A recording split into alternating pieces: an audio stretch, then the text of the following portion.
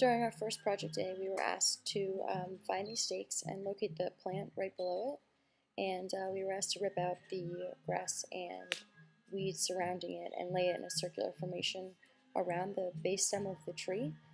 This provided that dirt area with some shade to keep the moisture in the dirt, because it tends to be a problem around this area. Sometimes it's kind of like looking for a needle in a haystack, like in this case. I was cruising down here and found this little guy right here. So basically we're looking for stems located on the south side of these stakes. We're giving some love to these little trees that are going to give so much back to us. Yeah, really dry, really hard ground, and these species are Australian.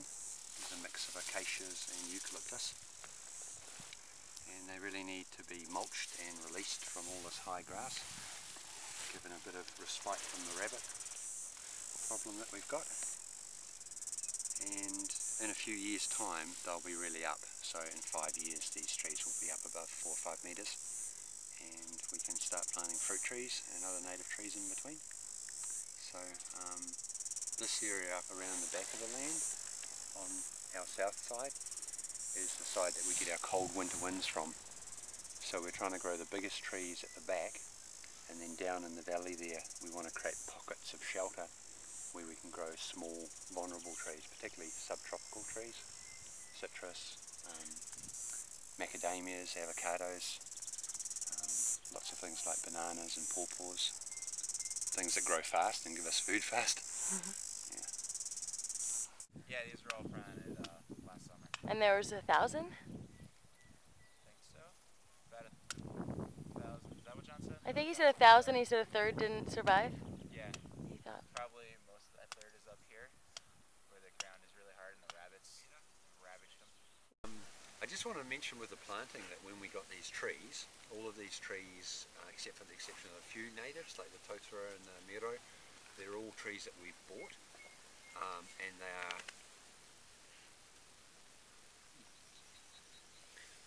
they're all Australian trees. They were all planted last summer sometime, either just before Christmas or a little bit afterwards, and for the most part they're doing really well, really happy with the growth out there. We pay between $1.30 and $2 per plant that we get, and then there's the investment of time and energy that we put in afterwards. Once they get to about 2 years, 3 years, you can pretty much guarantee they're going to survive, short of, you know, getting knocked over by a strong wind or whatever. But that first sort of 12 to 24 months is critical, and if we didn't do this we'd lose the greater part of them.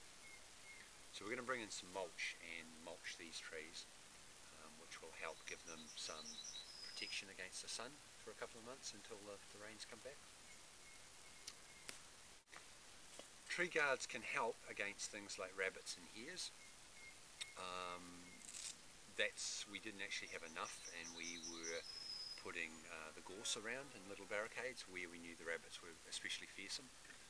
The rabbits weren't so bad down in the lowland, but up along that hilltop they were bad, and you saw the evidence of that. We actually bought a product called Liquid Shotgun, which was it's a rabbit repellent, and it came with the trees, or it should have come with the trees, and it's actually egg based. Like everything we're doing on the land is organic, apart from the fact that we use fossil fuels in the chainsaws and things, but we're not using pesticides, herbicides, those sorts of things. A lot of mainstream agriculture, when they were planting trees, they'd spray an area of poison on the grass to knock the grass down, and then they put the tree in there. It might help that tree, but it's got other consequences. So we got this egg-based powder that you add a glue to, and then you take it out and you spray it on the tree. And for those first couple of weeks, it's a repellent to the rabbits because they just don't like that smell.